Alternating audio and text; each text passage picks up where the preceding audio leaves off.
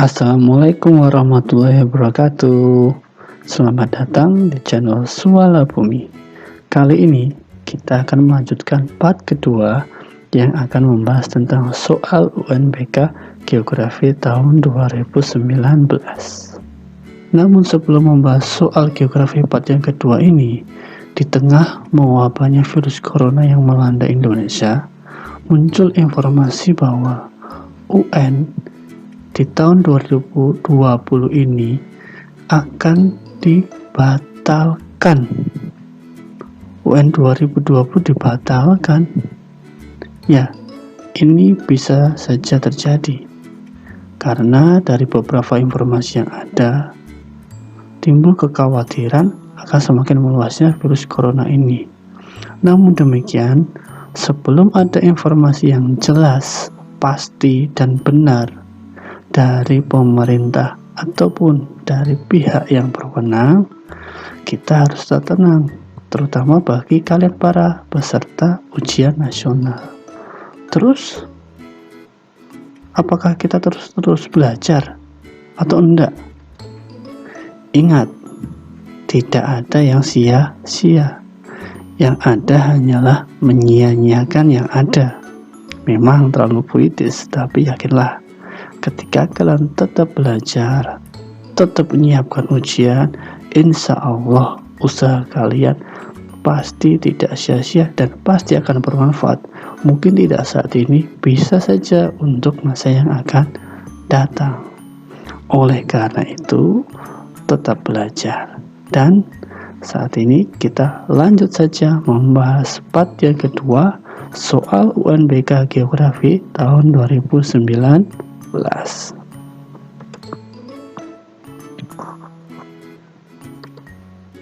Baiklah, kita bahas soal yang nomor 8 dengan materi penginderaan jauh. Soal yang nomor 8, proses penginderaan jauh pada objek air sungai seperti gambar akan terekam pada nomor 5 berupa A. Objek menyerap gelombang elektromagnetik dan objek rona gelap. B. Objek memantulkan cahaya pada citra terang. C. Sinar matahari mengenai objek sehingga tampak pada citra. D. Sensor merekam objek dan tampak pada peta. Dan E. Objek memantulkan gelombang dan warna objek pada citra abu-abu. Untuk menjawab soal ini, kalian harus paham dulu komponen dari penginderaan jauh. Ada 5 komponen utama penginderaan jauh. Yang pertama, sumber tenaga, contohnya matahari. Komponen kedua, atmosfer, yang fungsinya menyerap, memantulkan, melewati radiasi gelombang elektromagnetik.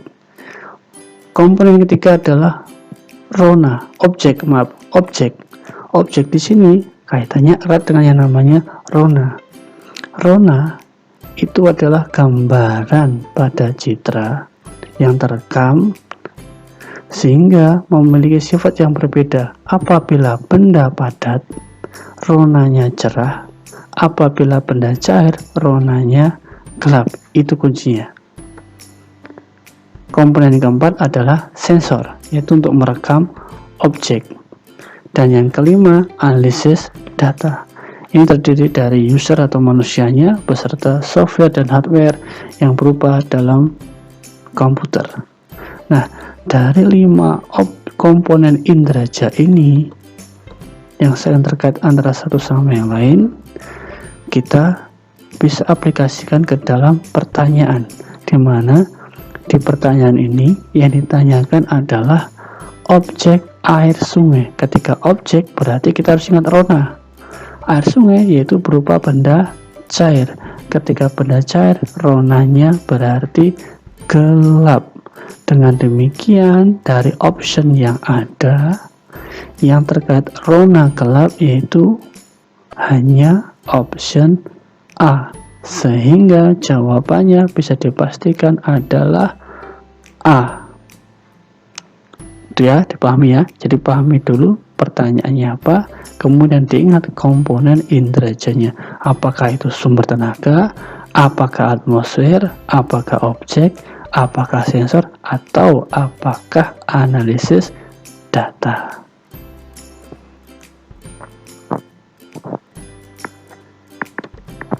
Soal selanjutnya nomor 9. Tetap dengan materi yang sama, yaitu penginderaan jauh.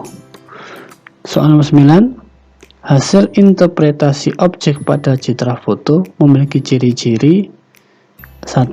Bentuknya segi 4, 2. Ukurannya tetap, 3. Tekstur halus, dan objek yang sesuai dengan ciri-ciri tersebut adalah A. Sekolah, B. Kantor, C. Lapangan bola, D. Sawah, dan E. Stasiun kereta.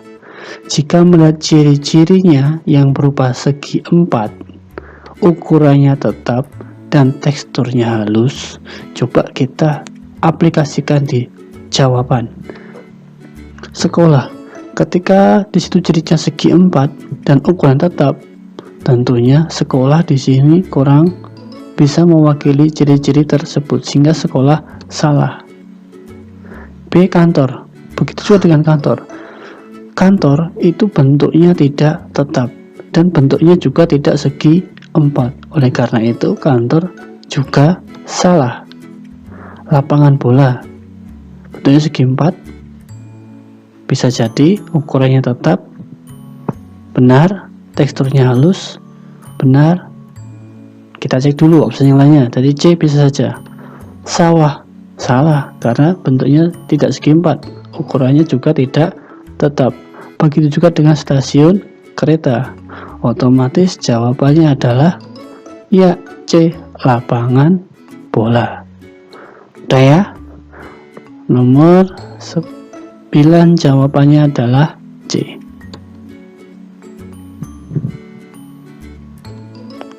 Nomor 10.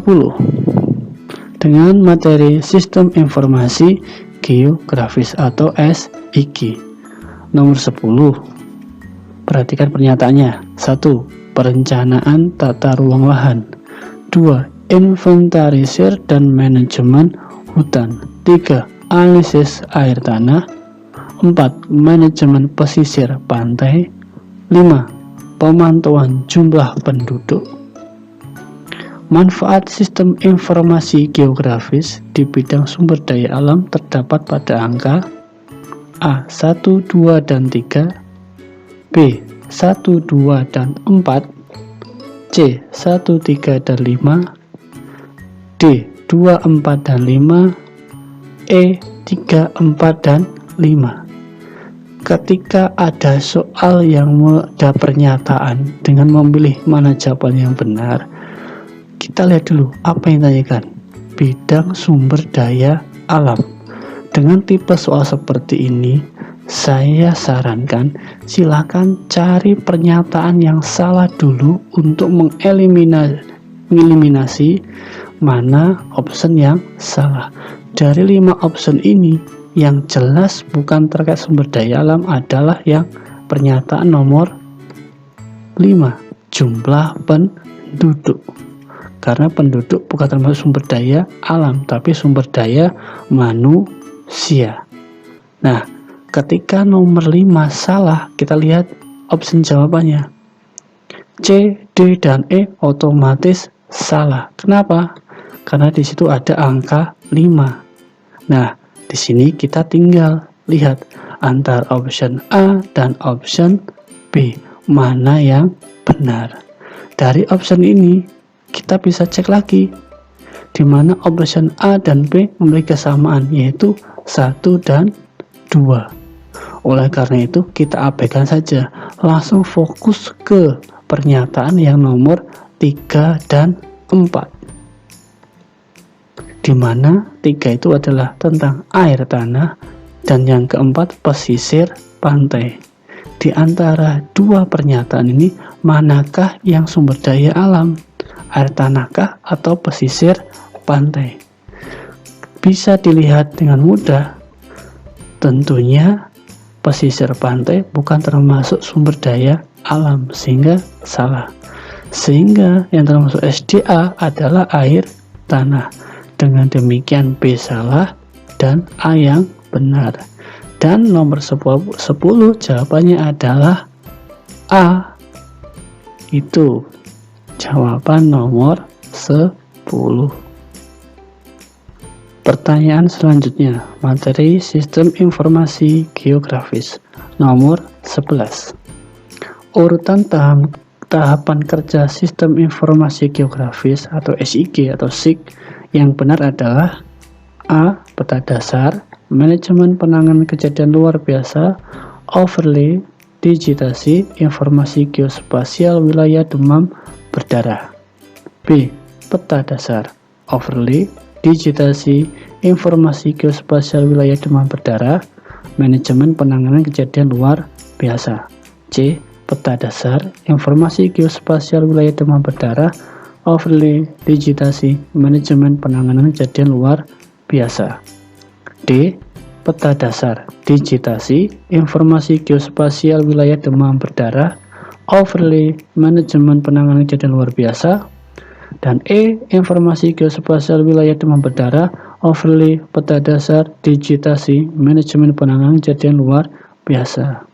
Untuk soal ini ditanyakan urutan tahapan kerja SIG, di mana urutan tahapan kerja SIG itu ada 3 komponen dasar, yaitu ada input, lanjut proses, dan output.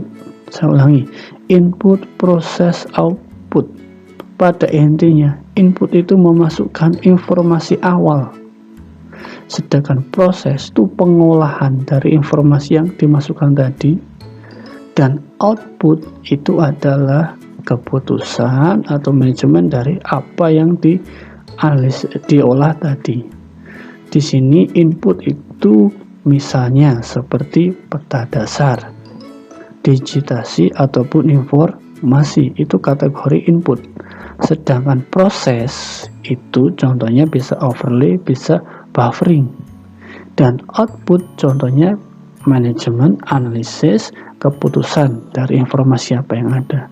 Dari 3 konsep ini kita bisa lihat opsi jawaban yang benar terhadap urutan tahapan kerja SIG adalah yang D, karena peta dasar, digitasi, informasi geospasial wilayah demam berdarah itu adalah input, karena informasi awal.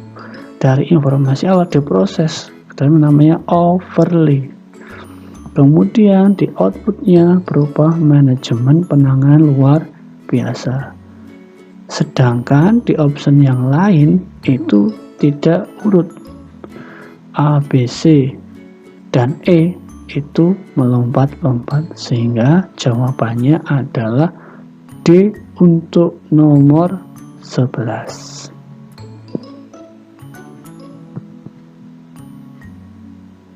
Soal nomor 12 masih terkait sistem informasi geografis. Di soal nomor 12 ini ada beberapa jenis peta. Yang pertama, peta curah hujan, peta tata guna lahan, 3 peta jenis tanah, 4 peta topografi. Pertanyaannya, informasi keuangan dari overlay peta tersebut adalah, di mana overlay di sini tadi sudah kita bahas di sebelumnya tadi, di mana adalah proses dari kegiatan SIG. Proses di sini dalam tahapan yang kedua. Nah, opsinya A, persebaran pemukiman, B, daerah rawan banjir, C, daerah perkebunan, D, kawasan rawan longsor, dan E, kawasan potensi wisata. Dari jenis peta ini, kira-kira informasi apa yang bisa didapatkan? Apakah pemukiman, rawan banjir, perkebunan rawan longsor, atau potensi wisata? Nah, jawabannya adalah rawan longsor. Mengapa? Karena daerah rawan longsor itu pasti disebabkan oleh banyak faktor. Bisa karena manusia, bisa karena faktor alam. Faktor alamnya yang utama jelas pasti curah hujan. Yang kedua, karena faktor jenis tanah ataupun karena kemiringan lahannya atau topografinya. Ada juga faktor manusia, yaitu berupa faktor tata guna lahan, apakah sesuai dengan peruntukannya atau tidak. Sedangkan opsi yang lain, pemukiman, rawan banjir, perkebunan, potensi wisata, masih kurang sesuai dari jenis peta yang ada. Sehingga nomor 12 jawabannya adalah D. Soal nomor 13 terkait penginderaan jauh. 13. Salah satu manfaat penginderaan jauh di bidang geologi adalah A. Mendeteksi penggunaan lahan, B. Memetakan lahan kritis, C. Mengidentifikasi struktur batuan suatu wilayah, D. Mengamati cuaca dan tekanan udara, dan E. Memantau sebaran curah hujan. Nah, di sini ada pertanyaan bidang geologi. Nah, sebelum ke bidang geologi, kita sambil mengingat beberapa ilmu bantu geografi. Di situ ada geologi, geomorfologi, meteorologi, klimatologi, hidrografi, oceanografi, dan lainnya. Di mana geologi itu membahas tentang batuan, endogen, ataupun juga tenaga eksogen. Geomorfologi, adanya lahan kritis, bentuk permukaan bumi, atau yang intinya berhubungan dengan bentuk permukaan bumi, lahan-lahan. Kemudian meteorologi, berhubungan dengan cuaca, klimatologi, iklim, hidrografi berupa perairan darat, sedangkan oceanografi perairan laut. Dan yang lainnya masih banyak lagi. Ada antroposfer, pertanian, sumber daya alam, longsor, paleontologi, dan sebagainya.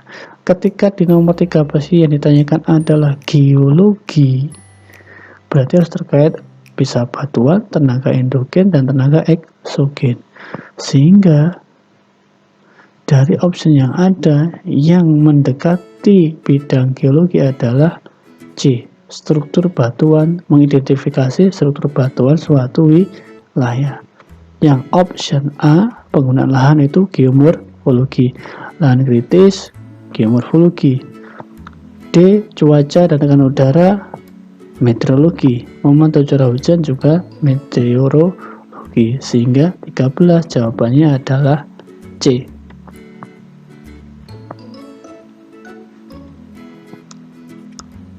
Soal selanjutnya, nomor 14. Manfaat sistem informasi geografis di bidang pertanian, yaitu A. Mengetahui kesesuaian lahan untuk jenis tanaman budidaya, B. Mendeteksi perkembangan kegiatan industri pertanian, C. Mendeteksi persebaran kawasan bencana banjir, D. Menghitung kepadatan penduduk yang bermata pencarian sebagai petani, dan E. Mendeteksi penyakit tanaman.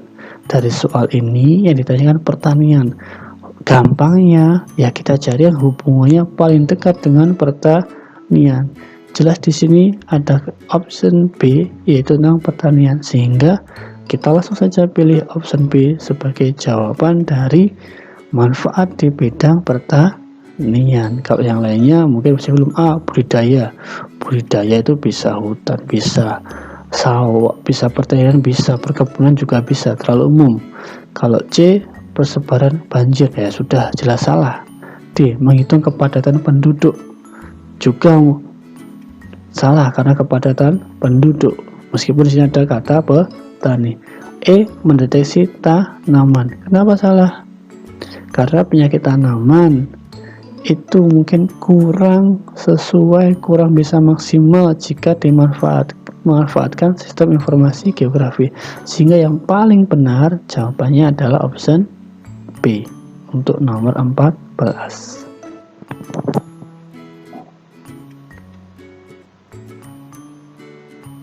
Soal nomor 15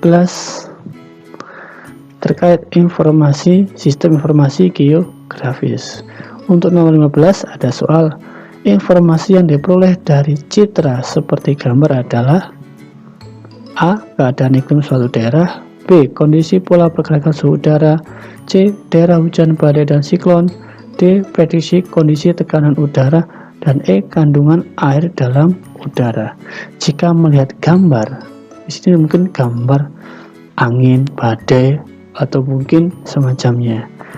Dengan gambar ini seharusnya bisa dengan mudah kita menjawab. Jawabannya adalah C, karena situ ada gambar daerah hujan badai dan siklon, di mana siklon di sini adalah salah satu jenis angin.